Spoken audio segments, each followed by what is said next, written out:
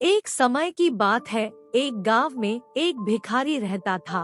वह हर दिन एक सेठ के घर दरवाजे के पास आकर भीख मांगता था और घर का मालिक हमेशा घर के बाहर आते ही उसे देखकर रोज की तरह उसकी बेइज्जती करता, कई बार उसके लिए गालियां भी बकता।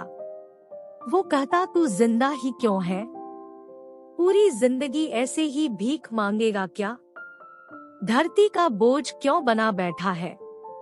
और कभी कभी उस भिखारी को गुस्से में वह धक्का भी मार दिया करता।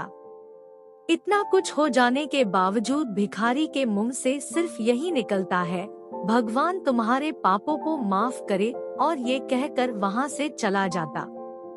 एक बार सेठ को धंधे में बड़ा नुकसान होने की खबर मिली। सेठ बहुत परेशान बैठा था कि रोज की तरह आज भी भिखारी उसके दरवाजे के पास आकर खड़ा हो जाता है। सेठ उसे देखकर गुस्से में अपना आपा खोते हुए सेठ ने उस भिखारी को पत्थर फेंक कर मार देता है। पत्थर लगने के कारण भिखारी का सिर फूट गया और उसके सिर से खून बहने लगा।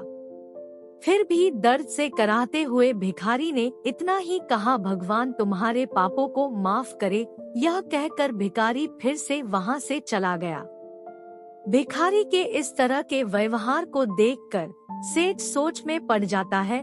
वो सोचता है कि आज मैंने भिखारी को पत्थर मारा, फिर भी उसने सिर्फ प्रार्थना की, उसने मुझसे कुछ बुरा भला भी नहीं कहा। कुछ देर बाद सेठ का गुस्सा शांत होता है। सेठ का मन शांत होते ही उसके मन में भिखारी का रहस्य जानने की इच्छा हुई। सेठ ने भिखारी का पीछा करना शुरू कर दिया। भिखारी जहाँ जहाँ जाता सेठ उसके पीछे जाता जाता। सेठ ने देखा कि कोई उसको खाना देता, कोई उसको मारता, कोई अपमानित करता तो कोई गाली देता। लोग भिखारी के साथ चाहे जैसा व्यवहार करते, लेकिन भिखारी सबके लिए एक ही प्रार्थना करता, भगवान तुम्हारे पाप माफ करे।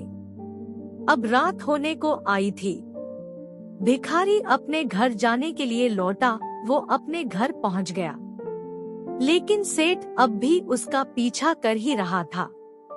एक पुरानी टूटी हुई खटिया पर एक बूढ़ी औरत लेटी हुई थी, काफी कमजोर और बीमार लग रही थी। वह भिखारी की पत्नी थी।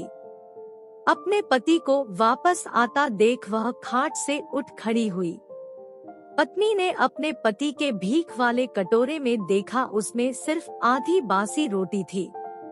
उसे देखकर वह बोली, आज बस इतना ही मिला? और हाँ, आपके सिर से खून निकल रहा है, ये चोट कैसे लगी? बूढ़ा भिखारी बोला, आज बस इतना ही मिला, किसी ने कुछ दिया ही नहीं। सबने गालियां दी और एक ने पत्थर भी फेंककर मारा, इसीलिए मेरा सर फट गया। एक गहरी ठंडी सांस लेकर बूढ़ा भिखारी फिर से बोला, यह मेरे ही पापों का फल है।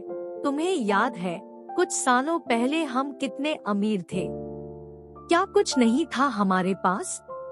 हमारे पास हर चीज जरूरत से ज्यादा थी, लेकिन हमने कभी दान नहीं किया, और उससे भी बुरा हमने उस अंधे भिखारी के साथ किया था जो हमारे द्वार पर भीख मांगने आया करता था।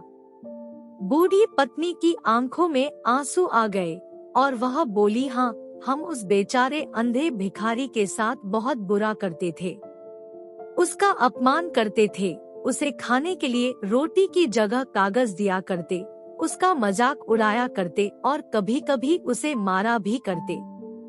मैंने कभी उस अंधे को रास्ता तक नहीं दिखाया।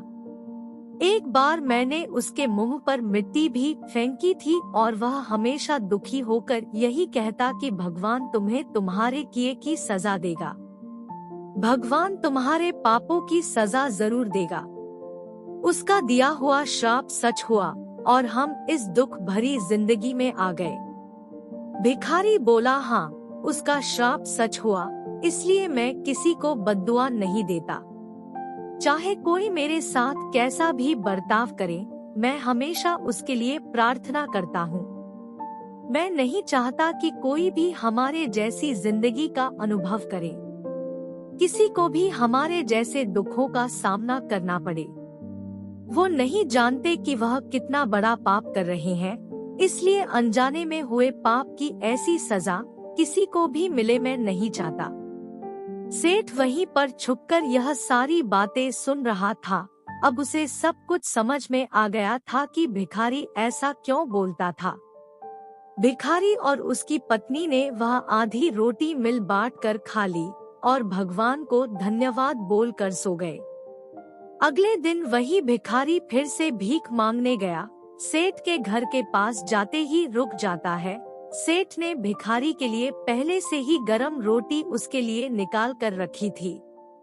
भिखारी को रोटी देते हुए सेठ विनम्रता से बोला, माफ कर दीजिए बाबा, मैंने जानबूझकर आपको इतना बुरा भला कहा, गालियां दी, पत्थर फेंक कर मारा, मुझसे बहुत बड़ी गलती हो गई। बूढ़ा भिखारी बोला, भगवान तेरा भला करे। इतना कहकर वह आगे निकल गया।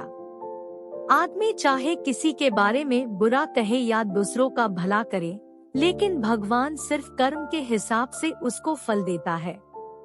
यह बात बिल्कुल सच है। उसके खाते में सबका हिसाब बहुत बहुत पक्का होता है। इसलिए जब किसी के लिए कुछ भी करो तो अच्छा ही करो। अगर आपको हमारी कहानी अच्छी लगी तो चैनल को सब्सक्राइब करके और वीडियो को लाइक करके आपका स्नेह प्यार जरूर बताएं। मिलते हैं अगली वीडियो में, तब तक के लिए राधे राधे।